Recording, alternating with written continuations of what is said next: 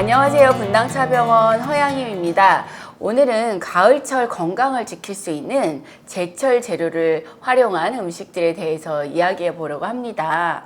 수확의 계절 가을에는 제철 재료가 굉장히 많이 나오는데요. 이 재료를 잘 활용을 하면 건강도 지키고 면역도 올리고 하실 수 있습니다. 오늘 전문가인 교수님들 모시고 얘기 나눠보겠습니다. 교수님 소개 좀 부탁드릴게요. 네, 안녕하세요. 순천향대 서울병원 가정의학과의 유병입니다. 일상 속에서 환자분들의 건강을 지키기 위해서 열심히 노력하는 사람 중에 한 명입니다. 안녕하세요. 배재대학교 식품영양학과 김정현 교수입니다. 오늘은요, 가을철 식재료에 들어있는 영양소와 우리 건강과의 관련성을 대해서 이야기하는 아주 특별한 날이라고 생각합니다. 오늘 많은 이야기 할 거니까요, 관심 있게 들어주시기 바랍니다. 네, 안녕하세요. 배화여자대학 조리학과 김정은 교수입니다. 오늘 여러분들에게 저당 저염을 실천해서 건강한 우리 한 끼 음식을 만들 수 있도록, 그리고 누구나 쉽게 기꺼이 맛있는 건강한 음식을 만들 수 있는 조리법을 알려드리도록 하겠습니다. 네. 많은 재료가 앞에 차려져 있어요. 네. 오늘 연근도 보이고, 그다음에 버섯도 있고, 토마토, 사과, 파, 고추, 숙주. 그다음에 이게 전어죠. 전어까지 있는데요.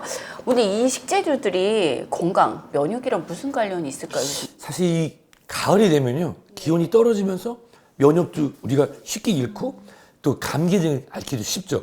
근데 여기 보니까 제가 연근 굉장히 좋아하는데, 연근은 비타민 C도 많고 또 칼륨도 많아서 혈관 건강에도 도움되고 면역도 올릴 수 있을 것 같고요. 또 숙주 같은 경우는 소화에 도움이 많이 되죠. 야, 소화 안 될 때 먹으면 참 좋을 것 같은데요. 그리고 오늘 눈에 들어오는 게 이 버섯 같은 경우는 항산화 그리고 비타민 D가 풍부해서 정말 이것들을 만들어질 요리가 기대가 됩니다. 네, 영양학적으로 제철 식재료가 가지고 있는 장점은 매우 큽니다. 맛도 좋고요, 영양소를 가득 가지고 있기 때문에 우리가 제철 식재료라고 이야기하는데요. 가을의 특성을 가지고 있어요. 네. 가을에는요, 우리 더위에 지친 우리 몸을 조금 복구해야 되고, 그리고 추운 겨울을 예방해야 하거든요. 근데 가을이 되면 다들 떠오르는 식재료가 있습니다. 가을 제철 식품 전어입니다. 네, 전어는 가을 제철 식품 중에 가장 기대되는 식품으로 알려져 있는데요. 가을 전어는 맛도 좋고 영양소 가득 들어 있어요. 특히 우리 불포화 지방산 DHA, EPA 가지고 있어서 두뇌 기능에 도움을 주는 것으로 알려져 있어요. 치매도 예방하고 또 두뇌 향상 능력을 가지고 있어서 가을에 시험들 많이 보시잖아요. 네, 그렇게 시험 준비하는 우리 수험생들한테도 도움을 주는 식재료로 이야기할 수 있습니다. 저도 고등학교 때 진작 먹을 걸 몰랐네요.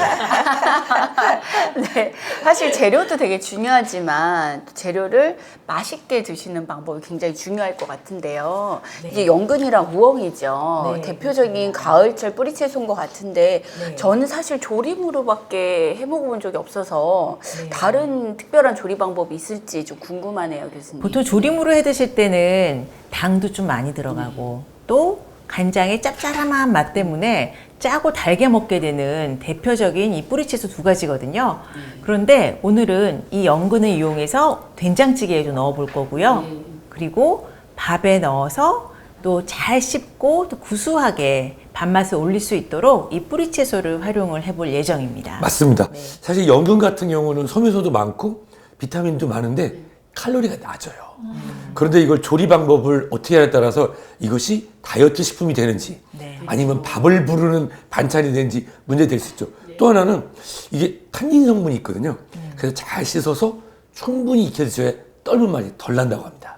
교수님, 그리고 버섯이 나왔어요. 버섯도 사실 굉장히 좋은 식품으로 알려져 있는데 영양학적으로 어떻게 훌륭한지 좀 말씀 부탁드려요. 네, 버섯은 특히 이제 말린 버섯인 경우에는요, 우리 햇빛 영양소를 가득 담고 있죠. 비타민 D. 네.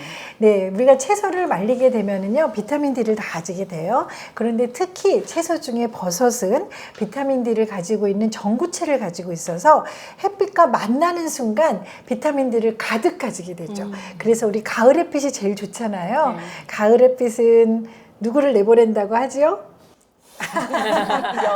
그러네요. 그러니까 며느리가 나갔다가 들어오는 거잖아요, 지금. 전어 냄새 맡고 그렇구나. 네. 틀렸습니다. 아, 반대예요? 네, 가을 햇빛은 너무 좋아서 며느리 내보내지 않고 딸을 내보내거든요. 아, 그렇구나. 네. 그 왜 나갔을까요? 네. 남편 때문이에요. 가을 전어는요, 우리 가을이 되면 가장 기대되는 식재료라고 이야기할 수 있는데요.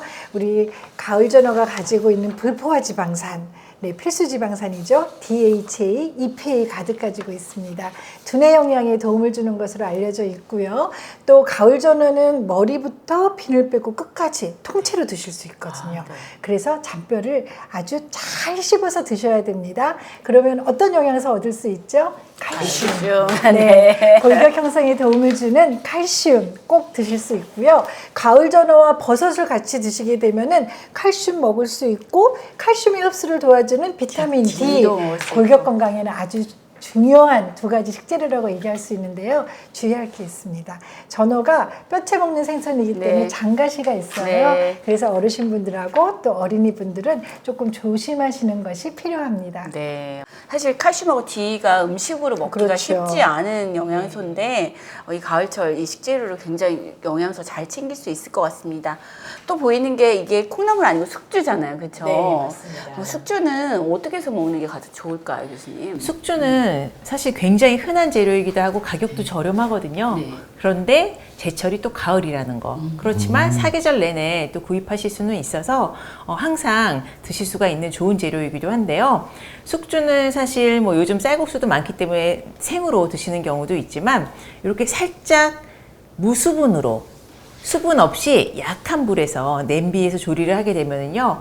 숙주가 가지고 있는 맛을 오롯이 간직해서 드실 수가 있어요. 그래서 향도 올리실 수 있고 식감도 훨씬 아삭아삭한 식감을 살릴 수가 있기 때문에 그렇게 무수분으로 조리해서 그대로 건져서 양념은 식초 살짝, 고춧가루 살짝, 그리고 간장을 살짝만 넣어가지고 무쳐 드셔도 염분이 거의 없는 상태에서도 충분히 식감과 맛을 살려서 맛있게 드실 수 있습니다. 네. 네.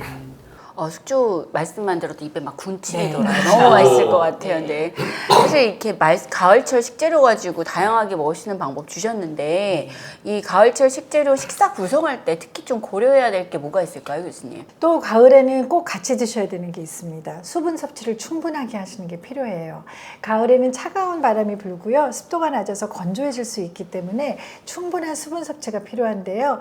하루에 필요한 수분의 양은 8컵 정도 되는 것으로 이야기하는데요.